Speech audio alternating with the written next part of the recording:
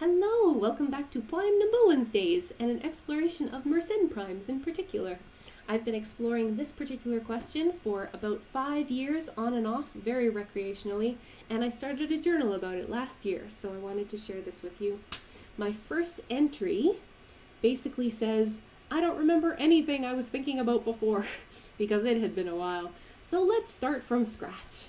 So I wrote out all the n's, 1, 2, 3, 4, 5, and I wrote out all of the 2 to the power of n minus 1, just to explore what was the question again. And just as an aside, I'm calling these Mersenne numbers, whether they're prime or not, if it's of this form, just for my own terminology, make things simpler. And I remembered, oh, that's right. When n is prime, it seems that the Mersenne number is prime. Oh, except 11. 11 breaks the pattern, and then there's others that break the pattern too. 2 to the power of 11 minus 1 is not prime. Why? It seems like I was exploring this before using rectangles. Let's try making some rectangles. Here's a rectangle. This shows 2 to the power of n. Look, here's 2, and here's 2 squared, and here's 2 cubed, and here's 2 to the power 4, and so forth. Hooray! Visual representation! But it doesn't seem to help. I'm not sure where I can go with this. Let's try again. Here's another one. This way we can show 2 to the power of n in a spiral, and even better, we can take out 1 from the middle, and then we have a way of showing 2 to the power of n minus 1. But this doesn't seem to help either. It doesn't really show anything about primality or factors. Maybe it does and I'm just not seeing it. So I was stumped for a while. Later that same day, I wrote to myself, on my walk back home today, I remembered the fact that every Mersenne number, 2 to the power of n minus 1, can be written in binary. Every Mersenne number written in binary is a string of ones. How many ones? N number of ones. For example, and I gave myself an example, 2 to the power of 4 minus 1 equals a string of 4 ones in binary, and that equals 15 in base 10, so this says 15. And I had a little epiphany. This explains why, if n is not prime, then 2 to the power of n minus 1 isn't prime. And I thought, there's no way I'm going to remember what epiphany I had. So let's give myself an example. 4 isn't prime. We're going to use 4 as a stand-in for any composite number. 2 to the power of 4, that composite number, minus 1, is a string of 4 ones in binary. This particular string of ones has a composite number of ones in it, so we can break it down into groups according to the factors of that number of ones. In this case, we'll break this down into 2 groups of 2, and then we can write it as a sum of these things. What are these things? Well, 2 ones in a row in binary, that's 3, so we'll call this 3. And this here is 3 times 2 times 2. When you have zeros on the end of a number in binary, you're just multiplying it by 2 and by 2. Same as if you're in base 10 and you put a 0 on the end, it's the same as you multiplied it by 10, and then another 0, you multiplied it by 10 again. Same idea. Now, 3 times 2 times 2 is divisible by 3, and 3 is divisible by 3. So a string of 4 ones is divisible by 3, which means it's not prime.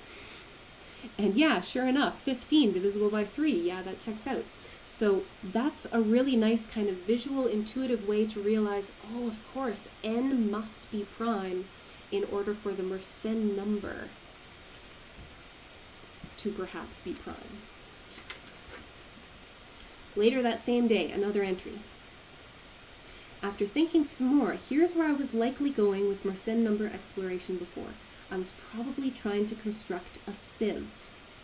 So a sieve, when we're talking about primes, I was thinking about the Sieve of Eratosthenes. So you can look that up and you can see, oh yeah, you just take all possible factors and see what multiples they have, and then eliminate those, they're not prime, and see what you have left over. Same idea is what I was going for here. I was thinking about what are all of the possible factors, and then what possible Mersenne numbers could they touch, and then eliminate them as primes. It's not going to prove whether there are infinitely many of them, but maybe it'll shed some light on what's going on.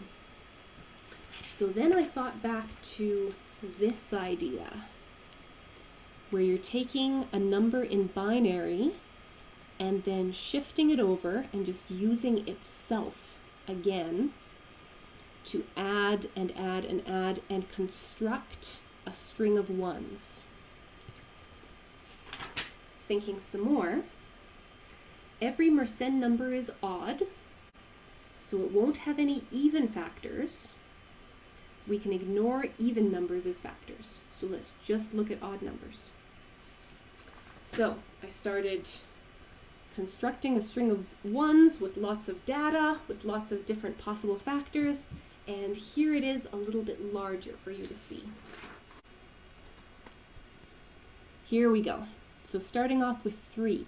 Here it is in binary, and we're already there. We've got a string of ones.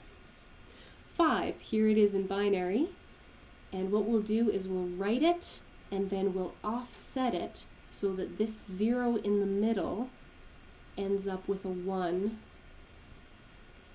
and just keep going so that we get a string of ones. And here we go, we see that we have a string of 4 ones as a multiple of 5. With 7, here it is in binary, and so yeah, we're done. But also, because we're starting to notice a pattern, we can also say that we can offset the entire thing and get a string of 6 ones in binary. So here we go, we've got a pattern. 3 divides a string of 2 ones, 5 divides a string of 4 ones, 7 divides a string of 6 ones, and maybe we'll just ignore this part for now. So it seems that any odd number, perhaps, divides a string of ones that's just one less than itself. Oh, we broke the pattern already. 9 divides a string of 6 ones, not a string of 8 ones. Oh well, so close. Let's keep going anyway. Here's 11 in binary, and you'll see I've already dropped the zeros because they were getting tiresome. 11 divides a string of 10 ones. There is a coincidence. The pattern seems to still be holding. 13 divides a string of 12 ones. Okay, this is definitely worth a conjecture. So that's where my Klintberg conjecture came from. I was saying that instead of for every odd number, for every prime number that is not 2, that prime number divides a string of ones that is 1 less than itself. That's where that came from. Now let's take a look very quickly at the factor 23. We'll remember that 23 times 89 equals a Mersenne number, and not just any Mersenne number, it equals 2 to the power of 11 minus 1. So even though 11 is a prime number, 23 divides it, 89 divides it. Here it is with this binary method of finding a string of ones, and sure enough, this shows that 23, written out, so here's 20, 16 plus 4 plus 3 plus 2 plus 1. When we expand it out, we get a string of 11 ones. 2 to the power of 11 minus 1. And of course, it still has clout with my Klintberg conjecture that 23 does divide a string of 22 ones. But it's interesting that something's going on here. So let me show you this algorithm in practice, just so that you can see what method I'm using. Here's 23 in binary, and we want multiples of 23 to all add up to a string of ones.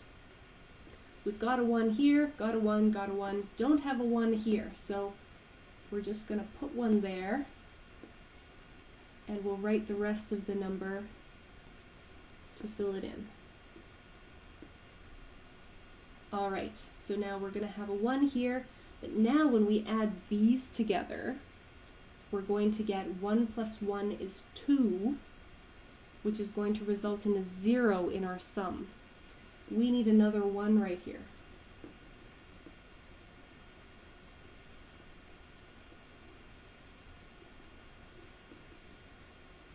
All right, so this is going to add up to 3, which is good. It's going to have a 1 down here, and then the other one of the 3 is going to carry.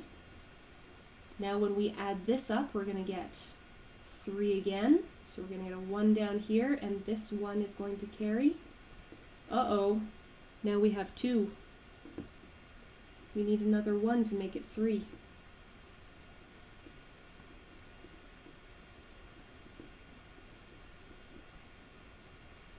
There we go. 3, and a 1 is going to carry. 3, and a 1 is going to carry. 3, and a 1 is going to carry. 1, 1. We did it. 11. And a plus sign. String of 11 ones. Now, to this day, I don't know of a simple intuitive proof or explanation for why this type of method, this type of algorithm, must terminate.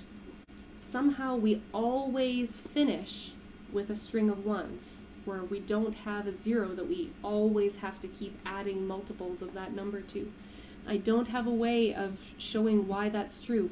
Now we do know that it's true for every prime number because my Klintberg conjecture is true. We have a proof for that. It is true that if you have a prime number, it divides the Mersenne number where the exponent is 1 less than the factor. But if you have an explanation for why this always terminates for odd numbers as well, for not just prime numbers, I would love to hear it. I have not made any headway with that.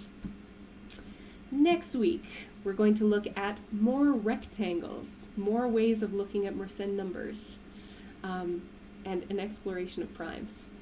And next Monday, for Musics for Mondays, we're going to look at some computer game music that I've written. Very excited about that. So tune into that as well if you like. Whichever one you choose, I will see you next time.